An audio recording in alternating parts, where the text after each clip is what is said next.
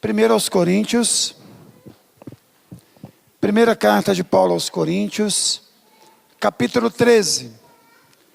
Primeiro aos Coríntios, capítulo 13. Um dos textos mais conhecidos da Bíblia. Primeiro aos Coríntios, capítulo 13. Todo ele. Eu vou ler os versos ímpares e os irmãos lerão os versos pares. Primeiro aos Coríntios, capítulo 13. São apenas 13 versos. Não feche a sua Bíblia, por gentileza, porque nós iremos fazer uma exposição de todo o texto. E eu passo a mostrar-vos ainda um caminho sobremodo excelente. Ainda que eu fale a língua dos homens e dos anjos, se não tiver amor, serei como bronze que soa, e como símbolo que retine. Ainda que eu tenha o dom de profetizar, e conheça todos os mistérios, toda a ciência, ainda que eu tenha tamanha fé, a ponto de transportar montes, se não tiver amor, nada serei.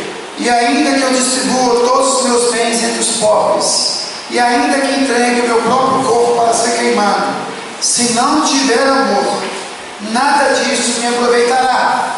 O amor é paciente, é benigno, o amor não age em ciúmes, não se ufana, não se ensoberbece, não se conduz inconvenientemente, não procura os seus interesses, não se exaspera, não se ressente do mal, não se alegra com a injustiça, mas regozija-se com a verdade. Tudo sofre, tudo crê, tudo espera, tudo suporta. O amor jamais acaba, mas havendo profecias desaparecerão, havendo línguas cessarão, havendo ciência passará. Porque em parte conhecemos, e em parte profetizamos. Quando porém vier perfeito, então o que é em parte será aniquilado. Quando eu era menino, falava como menino, sentia como menino, pensava como menino. Quando cheguei a ser homem, desisti das coisas próprias de menino. Porque agora vivemos como espírito, futuramente, e não veremos face a face. Agora conheci em parte, então receberei como também sou conhecido. Juntos. Agora, pois, permanecem na fé, a esperança e o amor. Esses três, porém, o amor. Ó Pai, nós te pedimos que tu fales conosco esta noite. Em nome de Jesus, teu Filho, nosso Senhor. Amém. Irmãos, esse texto que nós acabamos de ler, ele se tornou uma poesia universal. Até aquelas pessoas que não professam a fé em Jesus Cristo costumam recitar este texto. Até aquelas pessoas que não creem na Bíblia como sendo palavra inerrante, infalível de Deus, costumam mencionar este texto como sendo um texto inspirado por Deus. Este texto aqui, que nós acabamos de ler, ele fala da superioridade do amor sobre todas as coisas. Mas, especificamente, sobre os dons. Sejam eles os dons espirituais, sejam eles os dons naturais. O amor, ele é superior aos dons naturais, e o amor, ele é superior aos dons espirituais. Se nós lermos o contexto anterior, que é o capítulo 12, se nós lermos o contexto posterior, que é o capítulo 14, nós iremos perceber que ambos tratam do mesmo assunto. tratam dos dons. Então é interessante que este capítulo aqui, ele está emuralhado por 2 capítulos que tratam sobre os dons. E Paulo termina o capítulo 12 dizendo: e eu passo a mostrar-vos ainda um caminho sobremodo excelente. Mas antes de nós entrarmos na exposição do texto, eu queria dizer para os irmãos que as palavras, infelizmente, elas vão perdendo ao longo do tempo o seu poder, a sua força. Entre outras palavras, com o passar dos anos, as palavras, elas vão se esvaziando, se tornando ralas, esquálidas. Deixa eu dar alguns exemplos. A palavra político é uma palavra linda. Significa aquele que pensa na polis, na cidade. Hoje, se eu chamar você de político, há uma grande possibilidade de você ficar ofendido comigo. A palavra suportar é uma palavra linda, mas é uma palavra que foi se esvaziando ao longo dos anos. A palavra suportar significa dar suporte para que o outro permaneça de pé. Não é muito diferente com a palavra amor. A palavra amor, ela tem sido esvaziada ao longo dos anos. Até porque nós temos 4 palavras na Bíblia para amor. A primeira delas, que eu quero citar, é a palavra eros, da onde vem a palavra erótico. É o amor sensual. Mas quando surgiu a expressão eros, não era nem o amor erótico, era o amor egoísta. É o amor por aquilo que não tem. É o amor por aquilo que se deseja. Depois que alcança, já não quer mais. Nós temos também o amor filéu, da onde vem a palavra filantrópico. É o amor pelo outro. Mas também não era esse significado no início. Era o amor por aquilo que se tinha. Eu só amo aquilo que eu tenho. Aquilo que eu não tenho, eu não amo. Então eu amo o meu carro, eu amo a minha casa, os meus móveis, e por aí em diante. O amor storge é o amor familiar. É o amor do pai pelo filho, do filho pelo pai, e por aí em diante. Mas tem um amor ágape, que ganhou uma força muito grande, de Jesus para cá, que é o amor incondicional, é o amor que não estabelece normas, que não estabelece condições.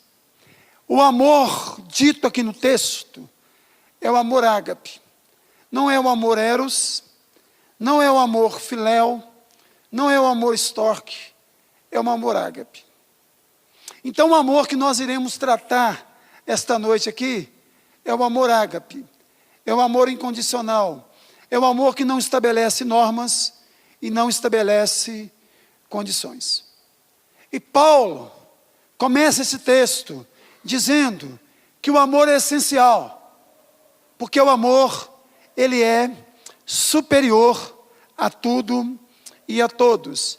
E ele começa dizendo, ainda que eu fale a língua dos homens e dos anjos, se não tiver amor, serei como bronze que soa, ou como símbolo que retine. É interessante que Paulo começa dizendo, se eu não tiver amor, eu serei como sino que soa, e como bronze que retine. Entre outras palavras, ainda que eu tenha o poder de persuadir as pessoas, ainda que eu tenha uma oratória que consiga arrebatar os corações das pessoas, se eu não tiver amor, eu serei como um sino que toca nos templos pagãos, convocando as pessoas a adorarem um Deus que tem boca, mas não fala, que tem olhos, mas não veem, que têm mãos, mas não apalpam. Entre outras palavras, não passa de verborragia, não passa apenas de palavras, gera apenas impacto sonoro. Ainda que eu fale a língua dos homens e dos anjos, se não tiver amor, nada serei. Você pode ter os melhores argumentos possíveis e imagináveis. Você pode ter a capacidade de compor poesias lindas que falem a respeito do amor. Mas se você não tiver amor, nada disso vai ser aproveitoso. Talvez ninguém dentro da nossa cultura escreveu tanto sobre amor como Vinícius de Moraes. E uma vez eu fiquei extremamente chateado, porque eu fui convidado para pregar no encontro de casais. E a moça que estava fazendo a devocional, ou a liturgia do encontro, ela citava o tempo inteiro Vinícius de Moraes, Vinícius de Moraes, Vinícius de Moraes. Eu fiquei pensando, meu Deus do céu, no encontro de casais, nós gastarmos 1 hora citando Vinícius de Moraes, será que essa mulher esqueceu que Vinícius de Moraes casou 9 vezes? Eu acho que nem Gretchen, nem Fábio Júnior conseguiu bater ainda Vinícius de Moraes. E tem aquela frase trágica, que seja eterno enquanto dure. O texto que nós acabamos de ler nos ensina que ele dura porque ele é eterno. Não é eterno enquanto dure. Então, irmãos, se não tiver amor, aquilo que nós falamos não passa de impacto sonoro. É algo monótono, cansativo, é sino, tem, e por aí em diante. Mas ele continua, no verso de número 2, ainda que eu tenha o dom de profetizar, e conheça todos os mistérios, e toda a ciência, ainda que eu tenha tamanha fé, a ponto de transportar montes, se não tiver amor, novamente, nada serei. Ele diz aqui, irmãos, que o amor, ele é mais necessário do que 3 coisas. Primeiro, profecia. Nós somos crentes, irmãos, e nós sabemos que as profecias, elas são importantes. A palavra de Deus é uma profecia. Quando nós ocupamos o púlpito, nós somos profetas de Deus. Nós estamos pregando a palavra de Deus, mas a profecia pregada, entregada, anunciada, proclamada, se ela não for motivada pelo amor, não vale absolutamente nada, diz o texto. Ainda que eu tenha o conhecimento de pegar um texto bíblico e fazer uma exegese extraordinária do texto, ainda que eu conheça o grego, ainda que eu conheça o hebraico, ainda que eu conheça o texto e o contexto, escrito e vivido pelo profeta Isaías, Jeremias, Ezequiel, Miqueias, se eu não anunciar com amor, não tenha proveito algum. Ainda que eu tenha conhecimento, seja conhecimento espiritual, seja conhecimento científico, se não tiver amor, não tem valor nenhum diante de Deus. Até porque, irmãos, a Bíblia nos ensina algo que no original é chocante. A Bíblia diz que as nossas obras diante de Deus não passam de trapos de imundícia. E a palavra trapos de imundícia, na língua hebraica, significa aqueles panos que as mulheres usavam quando estavam menstruadas.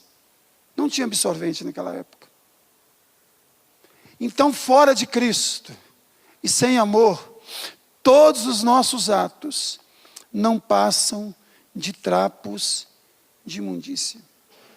Seu conhecimento, sua sapiência, sua cultura, não tem valor nenhum diante de Deus. A Bíblia chega a dizer: todos os seus atos sejam feitos com amor. Com amor. Irmãos, eu tenho orado, desde que eu me converti e comecei a pregar, eu tenho feito essa oração quase todos os dias. Senhor, o dia que eu começar a pregar, motivado por outra coisa, senão o amor pelo Senhor e pelos irmãos, que o Senhor me leve.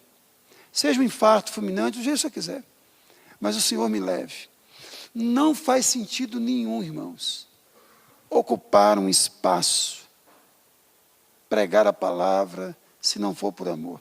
Mas o texto diz mais: ainda que eu tenha tamanha fé, a ponto de transportar montes, se não tiver amor, não tem proveito algum.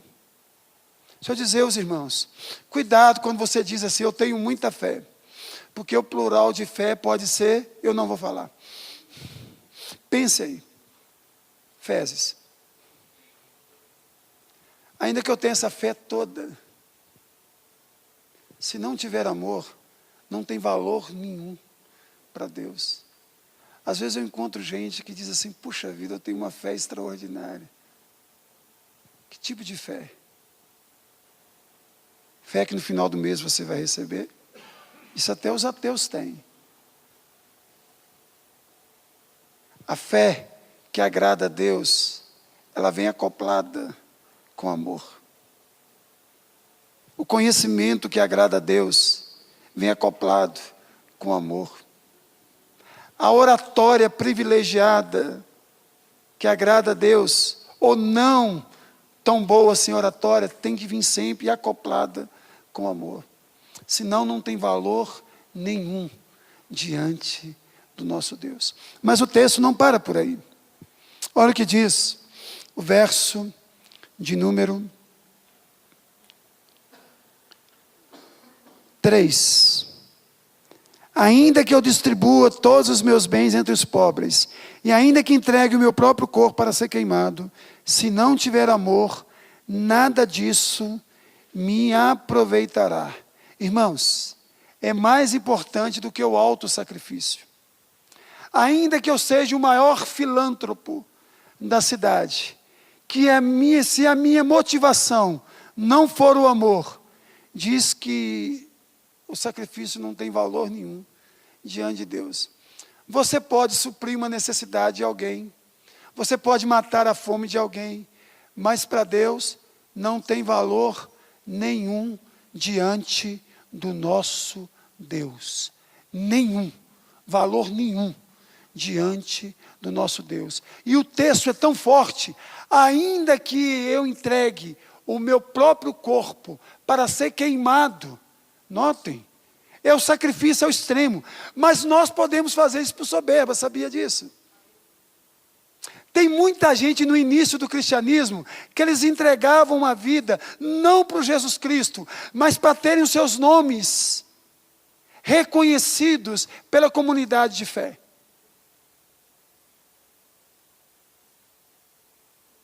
Irmãos, uma prostituta que ama tem mais valor diante de Deus do que um filântropo que não ama. Você pode ter certeza disso. A Bíblia é tão extraordinária que tem uma senhora que se converteu no bordel, uma linguagem bem popular no Amazonas, Raabe.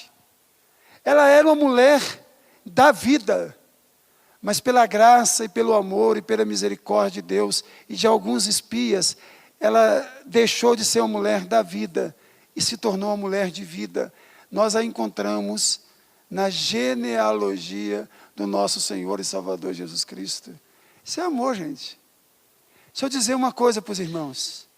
A igreja, seja ela evangélica, seja ela católica, ela tem uma bocarra, ela tem uma boca enorme, mas tem uma mão caquética, porque ela não é generosa como poderia e deveria ser. Nós falamos muito sobre amor, nós cantamos muito sobre o amor, mas amamos muito pouco, infelizmente. Muitas vezes não nos falta conhecimento, nos falta amor. Muitas vezes não nos falta fé, nos falta amor. Muitas vezes não nos falta pessoas capazes para ocupar um púlpito. Nos falta pessoas com amor o suficiente para ocupar um púlpito. Mas o texto continua, irmãos. O que o amor é, o que o amor não faz e o que o amor faz. Primeiro, o que o amor é. Verso 4. O amor é paciente, é benigno. O amor não arde em ciúmes, não se ufana, não se ensoberbece. Primeira coisa, o que o amor é? Duas coisas. Primeiro, o amor ele é paciente. E a palavra paciente na língua original significa algo que se estica, que se estica, que se estica. Uma pessoa paciente é uma pessoa que tem a capacidade de se esticar. Então quem ama estica. Você já ouviu falar assim, pavio curto? A ideia é de que quem ama não pode ter muito pavio curto. Tem que ter um pavio mais esticado. Deixa eu dizer uma coisa para os irmãos. E esticado ao máximo. Esticado ao máximo. Deixa eu dizer uma coisa para os irmãos. E eu falo isso com muita tranquilidade, que eu tenho pavio curto. Eu oro todo dia para o pavio ser mais esticado. E esses dias eu estava pensando com essa questão do pavio curto, preparando essa mensagem, esticar o pavio. Eu fiquei pensando, meu Deus do céu, eu estico, mas se eu perder a paciência e soltar, ele volta contra mim, me dá uma na cara boa. Que coisa boa ele voltar contra mim, é melhor do que voltar contra o outro. Ainda que volte contra mim. A arte de engolir sapos. Isso é ser paciente. Mas o texto diz mais. Ele diz que o amor, ele é benigno, irmãos. O que significa isso? Ele não só age, ele reage. Reagir é agir contra. Uma pessoa te agride, você reage com graça. Você reage com bondade. Você reage com misericórdia.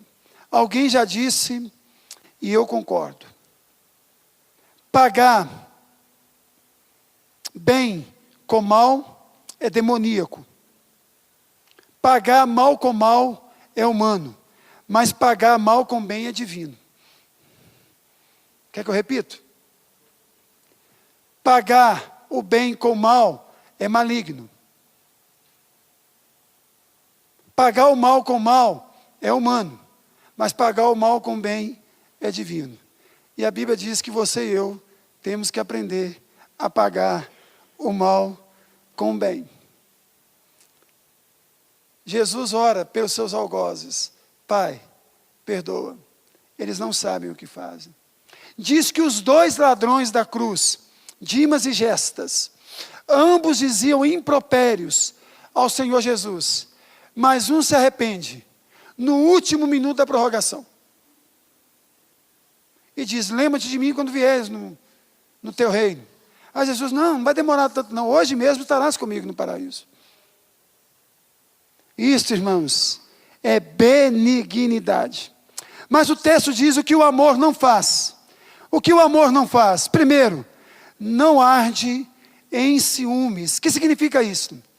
Não se entristece com o sucesso do outro, gente. Vamos ser honestos. Quantas vezes você e eu ficamos tristes quando o outro prospera e a gente não? Quantas vezes que nós invertemos aquele texto que diz: alegrai-vos com os que se alegram e chorai com os que choram. Parece que o versículo está assim: chorai com os que se alegram e alegrai com os que choram. Mas o texto diz: não arde em ciúmes.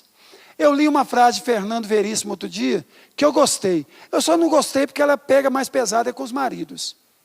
Que diz assim: se a sua mulher brilhar, não fique chateado.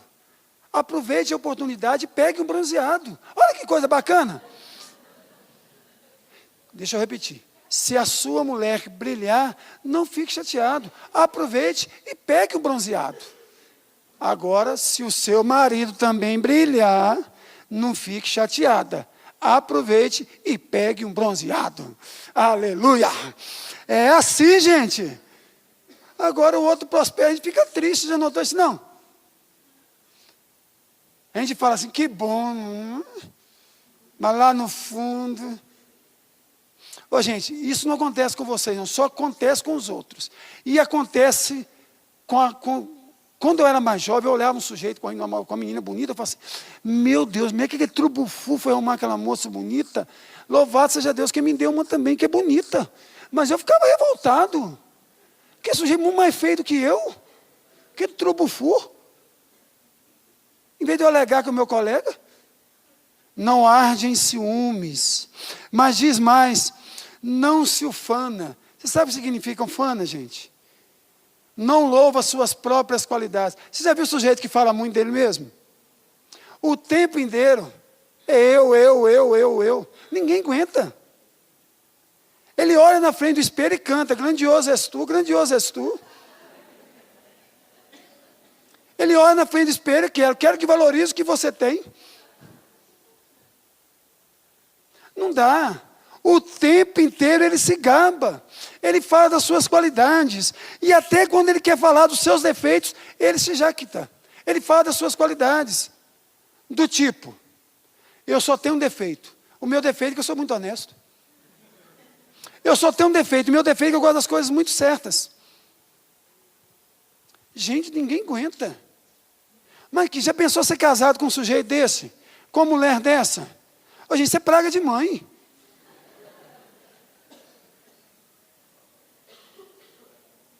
Tem que orar muito por gente assim. Gente assim precisa de muita oração. Oração forte com imposição de mãos. Não se ensoberbece, não infla, não fica inchado, orgulhoso, ensoberbecer. O sujeito que trabalhava com enxada, foi promovido para foice, o cara já fica soberbo. Gente, isso é feio demais. Infla. Um balão.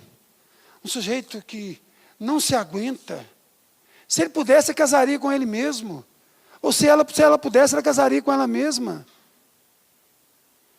Inflado, inchado, orgulhoso. Mas o texto também diz o que o amor não é. Primeiro, ele não é interesseiro, ele não se preocupa com ele mesmo. Ele se preocupa com o outro. É o que nós chamamos de amor altruísta. Qual que é a diferença do amor egoísta por altruísta? O amor egoísta é o amor que pensa em si mesmo. E o amor altruísta é aquele que pensa no outro. Recentemente, cerca de um ano atrás, eu aprendi uma palavra nova. Egótico. Então hoje nós temos duas palavras. Egoísta e egótico. Qual é a diferença? O egoísta, ele até consegue perceber o outro, mas ele opta por ele. Por exemplo, eu tenho 2 pães, e eu vejo o Fabrício. Consigo ver o Fabrício, mas eu opto por mim. Eu como os 2 pães. O egótico, ele não consegue nem perceber o Fabrício, ele consegue se perceber só. Ele é tão egoísta, que ele não é nem egoísta, ele é egótico. Ele não consegue perceber o outro. E nós somos a geração talvez mais egótica de todos os tempos. Nós temos dificuldade de perceber o outro, a dor do outro, a angústia do outro, o sofrimento do outro, o lamento do outro, o cansaço do outro. Mas diz mais, que o amor não se exaspera. Deixa eu dizer uma coisa. Ô, gente, hipersensibilidade. Quem ama não é hipersensível, qualquer coisinha, cheio de mimimi. Ah, você não pode falar nada com a pessoa, que a pessoa fica assim. Ah, meu Deus do céu. Tudo que você fala, a pessoa já interpreta de forma errada. Você conhece gente assim? Você fala com ela assim, você está bonita hoje. Ah, você está me tirando, hein? Então você está feia, está vendo? Está vendo? Eu sabia. Você é inteligente. Ah, não dá, ué.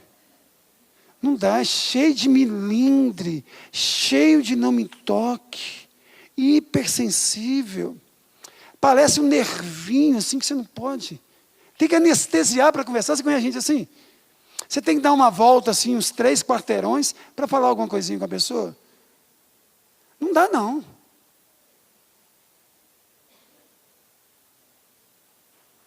Aqui, eu tenho uma coisa para te falar, mas você não fica chateado. Não, é para o seu bem. Não dá, ué. Esse tempo corrido que a gente vive, não dá para você dar 3 voltas. Não dá. Ô amor, você me ama? Estou com sono, tá vendo? Você não me ama mais. Ô amor, já tem 3 noites que você fala, você não te amo, você não fala, não, tem 3 noites já.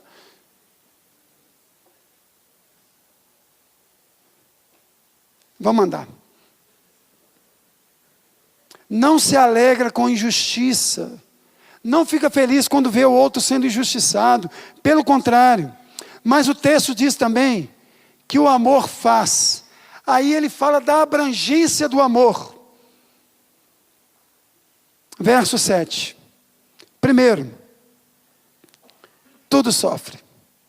Gente, amar pressupõe sofrimento. Você sabia disso? Ô, gente, eu sempre fico pensando em uma mãe. Andar 9 meses com a barriga cheia lá, uma criança lá dentro. Aquele desconforto. E ela toda orgulhosa, dormindo com desconforto, acordando com desconforto, tendo que tomar Plasil. Isso é amor. Tudo sofre.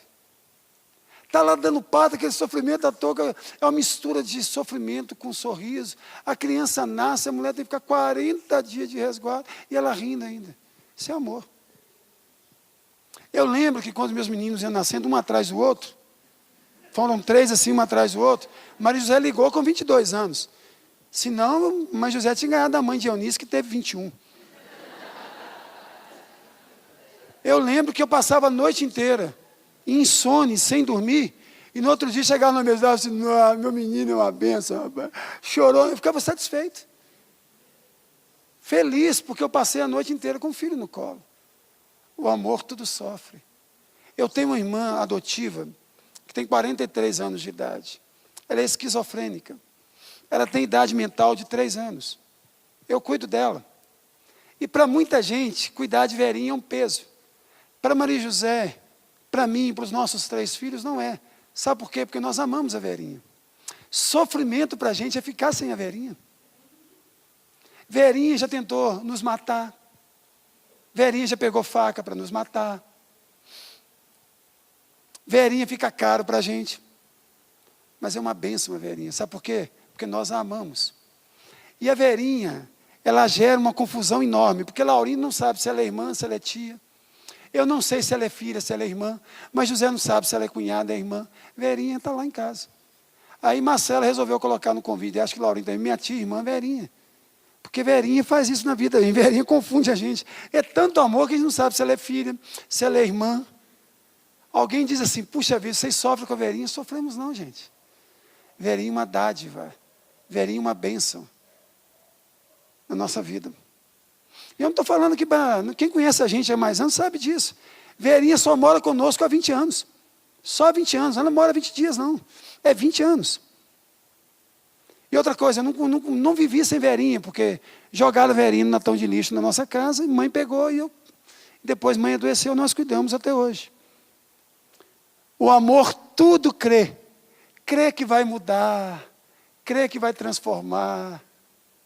Aquela mãe, que o pai já desistiu, que os tios já desistiram, que a mulher já desistiu, mas a mãe vai lá no presídio visitá-lo. Sabe por quê? Porque crê que vai mudar. Quem ama, crê. Quem não ama, não crê. Quem ama, crê. Crer no outro. O que pode mudar, o que pode transformar. Tudo crê. Tudo espera, gente. Mas espera não do verbo esperar.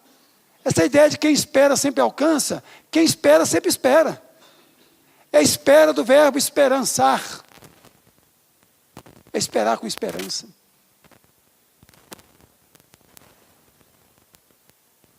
Por isso que quando tem encontro de casais, eu costumo fazer o seguinte convite. Eu quero convidar os casados, os noivos, os namorados e aqueles que têm fé. Não tem ainda, mas pode ter, ué. Venha. E vai aprendendo, que quando tiver, pratica. Tudo crê. Mas diz mais o texto: tudo suporta. E suportar aqui, irmãos, para com essa bobagem de achar que seu filho, que te dá trabalho, é uma cruz. Já viu? Essa é minha cruz que eu tenho que carregar. Cruz ali no texto é símbolo de morte, é fé em Jesus Cristo. Filho não é cruz, é bênção. Marido não é cruz, é bênção, bênção. Esposa não é cruz, é bênção. A palavra suportar aqui é dar suporte. É o que aquele suporte do ventilador está fazendo ali. Ó. Suportar, irmãos, é colocar o outro sobre o seu ombro, para que ele não caia. O amor dá suporte ao outro.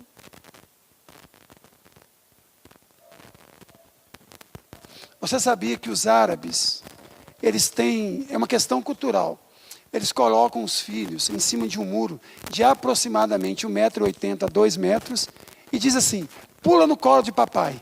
Aí a criança pula, ele sai fora, o menino, tibum. Depois ele fala assim: isso é para você não confiar em ninguém. Nós não somos chamados para isso. Pode pular, você acorda. Até porque nós não somos árabes, nós somos cristãos. Tudo suporta. Dá suporte. Irmãos, há áreas na minha vida que você é mais forte do que eu. E há áreas da vida que eu sou mais forte que você. Então que tal nós nos suportarmos mutuamente, como diz a Bíblia? Um ajudando o outro.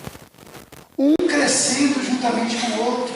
Um abençoando a vida do outro. Mas o texto não para por aqui. Diz que o amor, ele se recusa a ceder. Ele se recusa a ceder. O amor jamais acaba. As muitas águas não podem apagar o amor, nem os rios afogá-lo. A ideia de que o amor, ele não cede. Pelo contrário, ele resiste. Ele issa o outro. Ele levanta o outro. Ele é um guindaste. Ele issa, ele levanta. E para terminar, irmãos, o texto diz que o amor, ele é perene. Ele é eterno. Primeiro, ele não entra em colapso. Olha o verso 8. O amor jamais acaba, mas havendo profecias desaparecerão, havendo língua cessarão, havendo ciência passará. Notaram que essas coisas entram em colapso, mas isso que o amor o quê? Não entra em colapso. Essa é a primeira coisa, irmãos. Não entra em colapso. Segunda coisa, o amor é tão extraordinário, mas tão extraordinário, que ele nos dá entendimento. Olha o verso 11. Quando eu era menino, era egoísta. Falava com o menino, sentia com o menino, pensava com o menino. Quando cheguei a ser homem, principalmente cristão, desisti das coisas próprias de menino. Deixa eu dizer uma coisa para os irmãos: o amor nos faz crescer. O amor nos faz humanos. O amor nos faz humanos. Vocês sabiam disso? Quem não ama é bicho. Não vou nem usar essa nomenclatura. É pior do que bicho, que é bicho não. Gente que ama cresce, se eleva. Paulo significa pequeno. Vocês sabiam disso? Mas Paulo, apesar do seu nome significar pequeno, Paulo nunca foi pequeno, porque Paulo pegava alguém que era pequeno e o elevava. E quando Paulo pegava alguém que era pequeno e elevava, Paulo não se apequenava por causa disso. Prova disso que nós estamos pregando o texto escrito por Paulo, inspirado pelo Espírito Santo. Quantas pessoas que Paulo amou e por isso elevou? Paulo foi intolerante com João Marcos, um menino que desistiu no meio do caminho de um projeto missionário. Mas no fim da vida, Paulo está lá, traz João Marcos, eu quero vê-lo, ele me é útil. Em todas as palavras, eu quero dar um beijinho no menino, eu quero abraçar o menino, eu quero ver o menino, eu sei que eu vou morrer por esses dias. Gente madura ama, e ao mesmo tempo o amor amadurece, e a falta de amor apodrece. Vocês sabiam disso?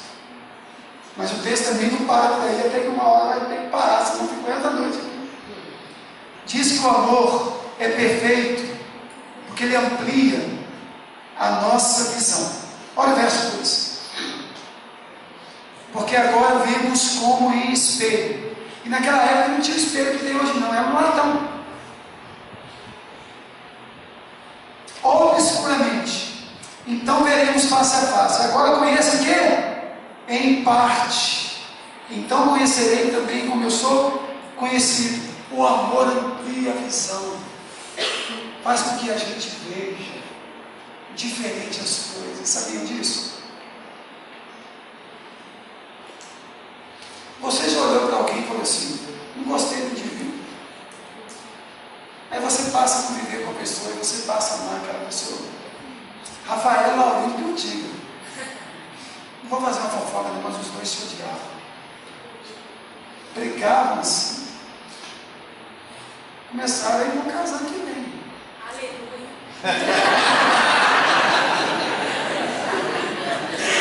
Amém.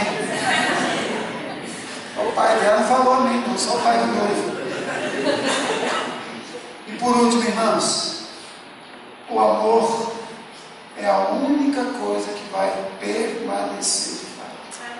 Vamos ler juntos o verso 3. Agora, pois, permanecem a fé, a esperança e o amor. Esses três, porém, o amor. Gente, eu virava, eu faço questão de ler lá. Agora, pois, permanece a fé, a esperança e o amor. Esses três, porém, o amor desses é o maior. Agora, louvado seja o Rei.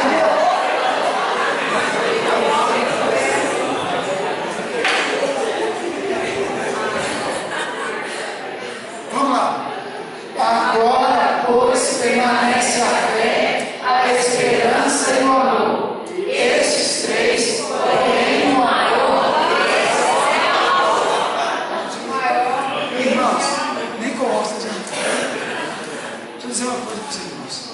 Um dia você vai precisar mais de esperança, sabe por quê? Porque aquilo que você espera vai se tornar uma realidade. Vocês sabiam disso? Jesus vai voltar. A doença não vai mais existir. Fé é certeza das coisas que se esperam e convicção de fatos que não se veem. Você não vai precisar de fé, porque aquilo que você espera você vai ver. Mas diz o texto que uma coisa você vai ter que levar consigo para a eternidade. O que é? Vamos ler a última vez? Verso 13. Juntos, vamos lá? 1, 2 e... Agora, pois, permanece a fé, a esperança e o amor. Estes três, porém, o maior destes é o amor. Agora eu não errei. Vamos orar, irmãos. Irmãos, eu quero pedir desculpa porque eu acho que eu prolonguei. Meu sermão sempre um sermão mais curto, mas eu fiquei muito empolgado com isso. Fiquei tão empolgado que eu perdi até a visão. Não consegui vir o último. Talvez eu quero mudar a tradução. Irmãos, eu queria que nós saíssemos daqui não apenas conhecendo o capítulo 13 da carta de Paulo aos Coríntios, mas conhecendo o amor narrado no capítulo 13 de 1 Coríntios. É a mesma coisa, não basta conhecer o Salmo de Deus, é necessário conhecer o pastor do Salmo de Deus. Então eu queria que você fizesse uma oração muito simples, mas extremamente necessária. Senhor, eu quero amar mais, e eu quero ser mais amado. Só isso. Talvez você nunca fez uma oração tão profunda assim na sua vida. Curva sua frente. Feche os seus olhos.